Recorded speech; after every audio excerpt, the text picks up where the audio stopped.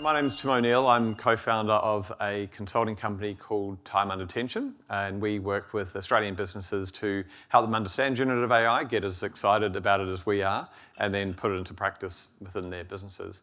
But today I'm going to be talking about how I see that panning out from actually how those conversations with Australian companies are going and where there's a gap, but there's also an opportunity for Australia and Australian businesses and organisations. So first up, I wanted to, not everyone knows what generative AI is. I mean, everyone here, has anyone, put up your hand if you have never used ChatGPT. No. Really? You've never? You have used ChatGPT, okay, yeah. I thought, wow, okay, there's someone who hasn't. So I'm glad that you just got it around the wrong way. I'm just going to do a quick demo of, this is not ChatGPT, this is Google Gemini, which is very similar. Just to show kind of some of the new capabilities that are just kind of coming through into these large language models. And this process that I'm showing, so like what type of car is this? Uploaded an image, it's using machine vision, and it's going, yeah, I know exactly what that car is. And then I'm asking it for some information about the car, and it knows all the information I would need to know about the car. So it's able to look at images, it's able to provide factual information and do research for me. This is all in the one model. It can be creative, maybe, borderline creative, and write a song about that car for me. And then I can ask it to help leverage my creativity and come up with an image for the car. So, we're on the space theme, sticking with that. Let's put the car on Mars. I did not ask for the car to be blue, so the car will be not blue. There we go, white. But still, an amazing, absolutely photographic version of the Model X on Mars. And then one last thing that I'm going to do with it is write code calculating, I'm a slow typer, the distance between Melbourne and Mars.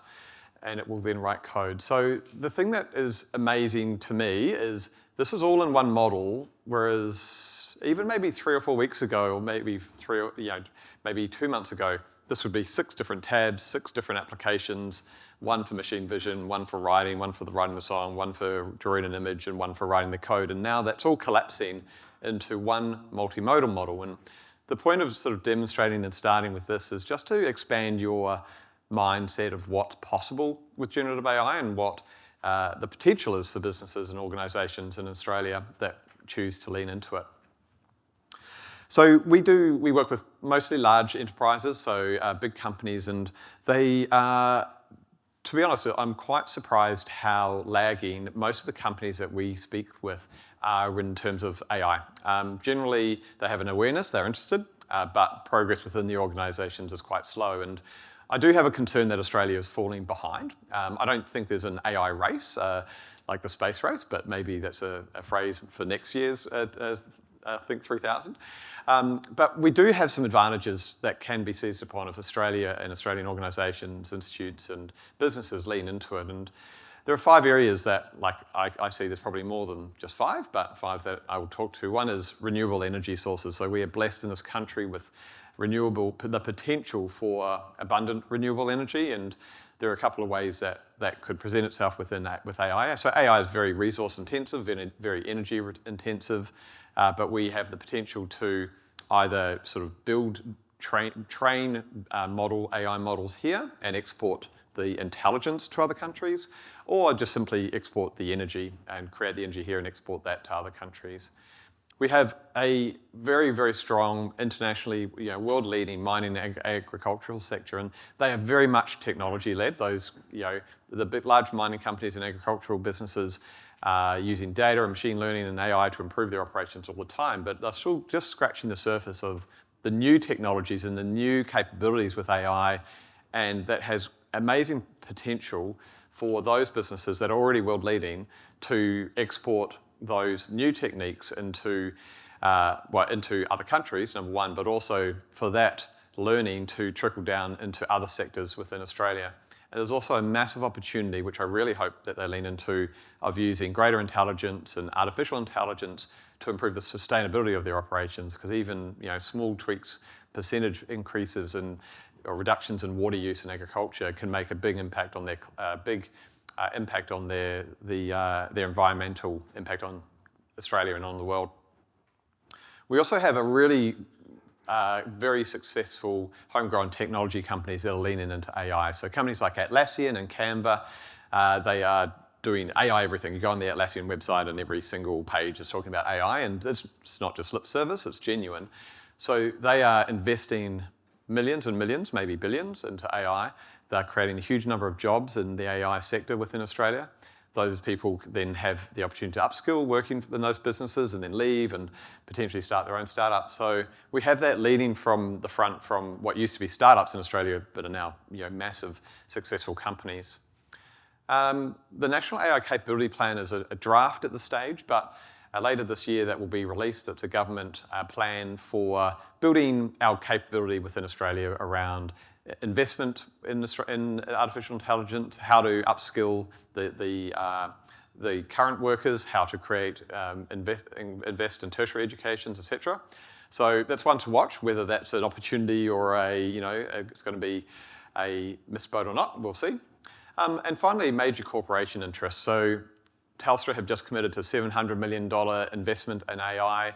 CBA are going all in on AI, Westpac as well. So lots of Australia's largest companies are investing big time into AI. And just as I said with Atlassian and Canva, that creates jobs, it creates educational opportunities, that trickles down into other sectors and creates potential for innovation within Australia that can then flow into other industries and smaller businesses and startups.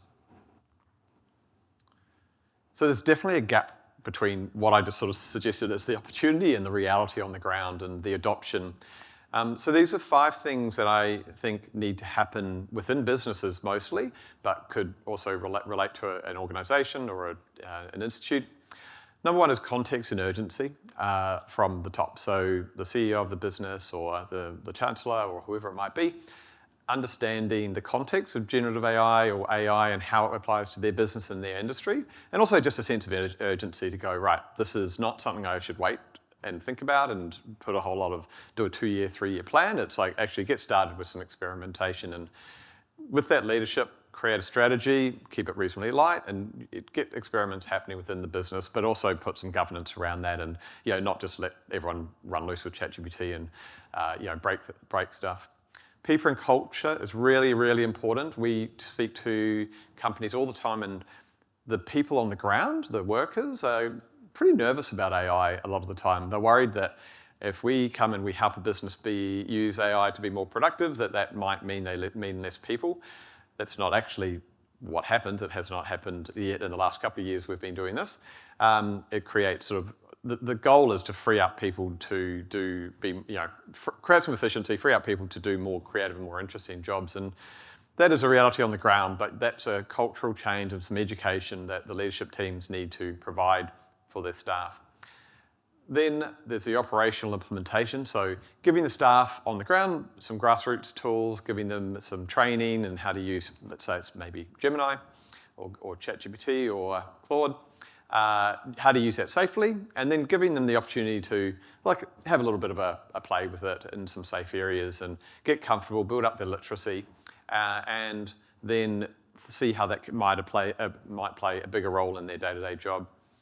Operational implementation is more like the layer above that. So what are the processes within the company that might run across multiple departments or a whole team?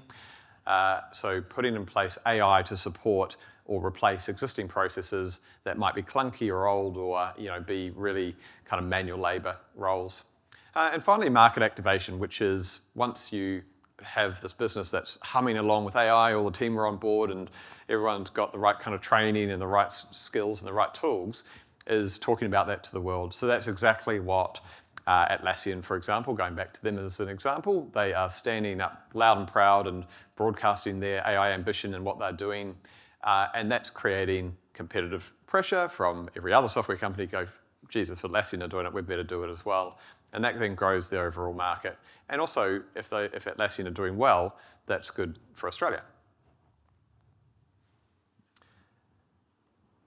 So those are some sort of more optimistic and how you would put it into place in the business. There are some considerations, a lot of considerations, but just 3 around the responsible use of AI. Maintaining privacy of your data, data security. For those that use ChatGPT, make sure you turn train with your data off in your settings. Not everyone knows that is a thing, but it's definitely something you need to be aware of. Is by default, you should assume that Gemini and ChatGPT, everything you would put in becomes public on the internet, and that's probably not what you want. If you're doing recipes, that's probably fine.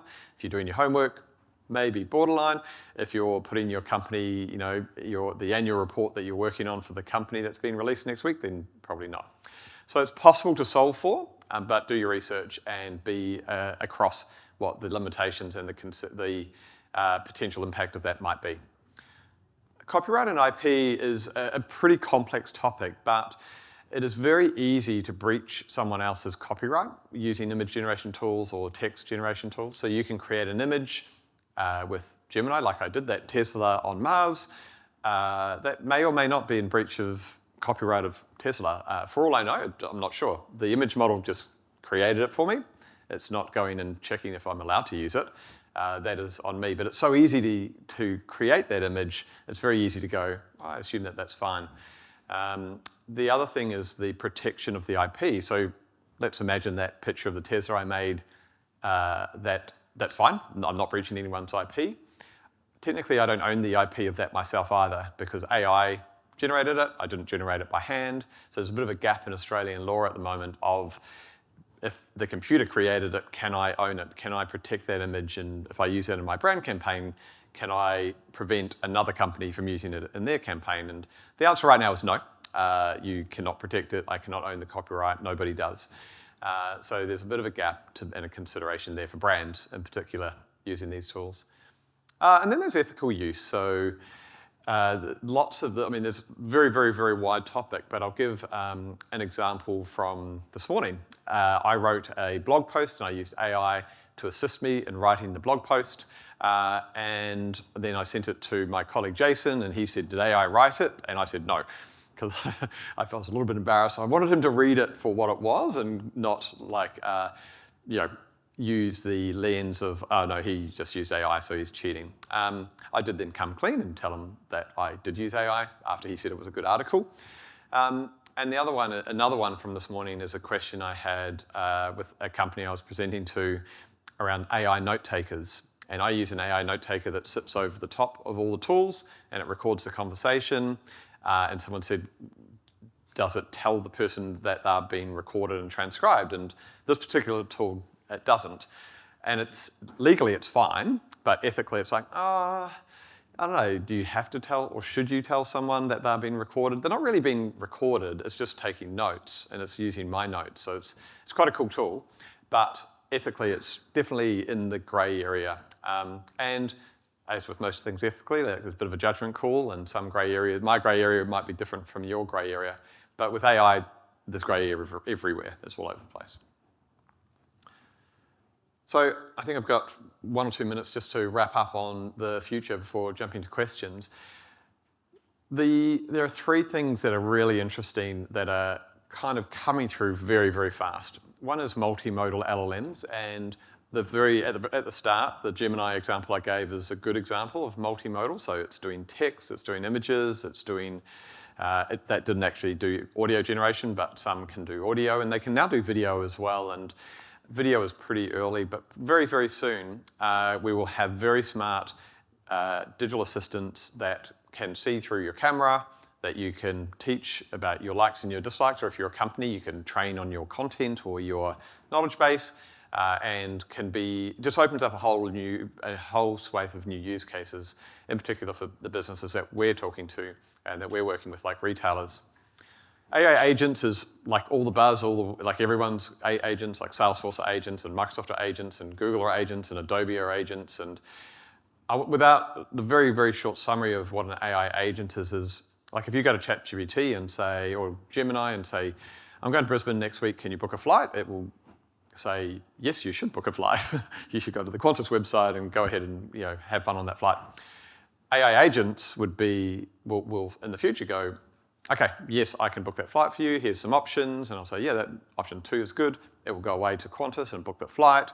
It'll come back and say, do you need a car to the airport? And I'll say, yeah, that sounds great. And it'll know my preferences and be able to do things on my behalf. So that's probably the simple definition of an agent, is not just give answers, but do things and tasks on my behalf.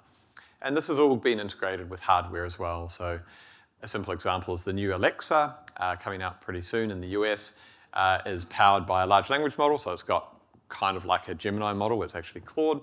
And it will be a clever Alexa. And you'll have clever hardware, clever glasses, clever speakers, and just clever everything around us in our homes.